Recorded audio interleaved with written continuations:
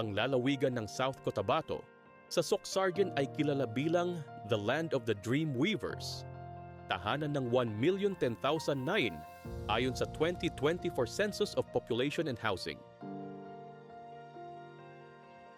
Ang pamahalaang panlalawigan ng South Cotabato sa liderato ni Honorable Governor Reynaldo S. Tamayo Jr.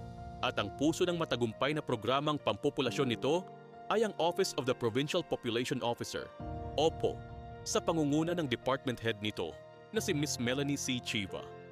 Ang OPO ay nagpapatupad ng mga makabuluhang polisiya at programa.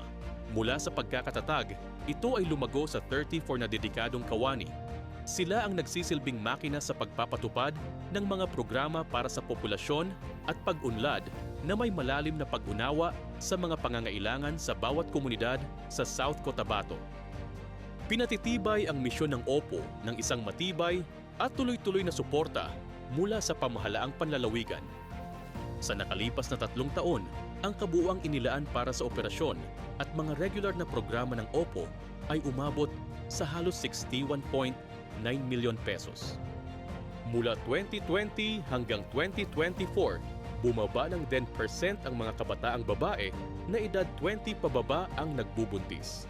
Ibig sabihin, 10% mas maraming kabataang babae ang may pagkakataong ipagpatuloy ang kanilang mga pangarap. At habang bumaba ang bilang ng maagang pagbubuntis, tumataas naman ang bilang ng mga pamilyang nagpaplano. May 3% na pagtaas sa mga gumagamit ng family planning.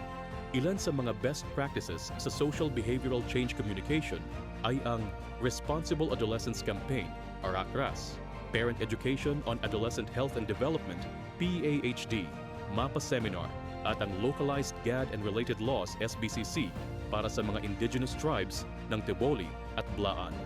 Bahagi rin ng kanilang inobasyon ang Search for Most Outstanding Population Program Volunteer at Search for Most Outstanding LGUs bilang pagkilala at insentibo sa mga katuwang sa pagpapatupad ng programa. Kaakibat po ng paglobo ng ating populasyon ay ang iba't ibang challenges o itong mga issues na dinadala po ng ating kababayan.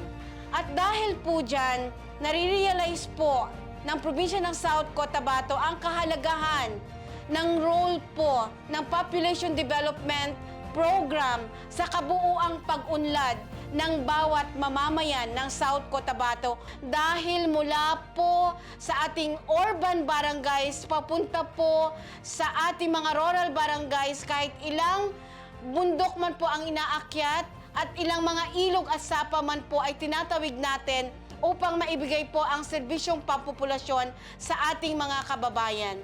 Sigurado po na ang pag-unlad po natin bilang isang bansa ay napakalakas din po ang pundasyon. Kinikilala ng South Cotabato ang kahalagahan ng data at evidence-based decision-making.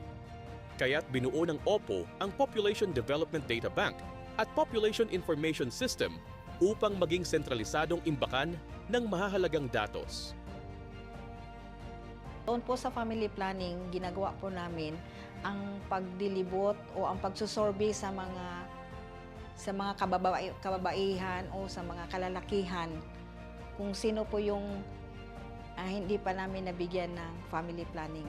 So doon, bumibigay po kami ng mga IEC o nagli-lecture po kami kada purok, lalo na po sa pagpa-implement ng mga bagong mga metodo.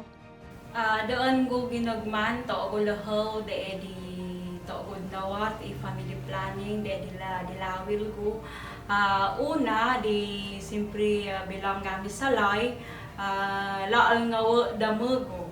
Darong di do, simpre nun gina protection ko para la gina tayo gumaltian. Do simpre kuya gumlal maltian, ya kaluluoy nga kuya gorong kaluluoy. So bong tabong family planning la apekto gina salay mi nagablego correct responsibilidad ko bilang libon de edi damago. Kamanto ko ginalahaw, nayalahaw damo ko naglabatan. Doon mi gina-admawat family planning. Sa patuloy na pagpapatupad ng mga programang pangpopulasyon at pangkaunlaran, nananatiling matatag ang South Cotabato sa adhikaing mapalakas ang bawat pamilya, mapaunlad ang bawat komunidad at matiyak ang kinabukasan ng bawat mamamayan. Para sa planado, matatag at maginhawang pamilyang Pilipino,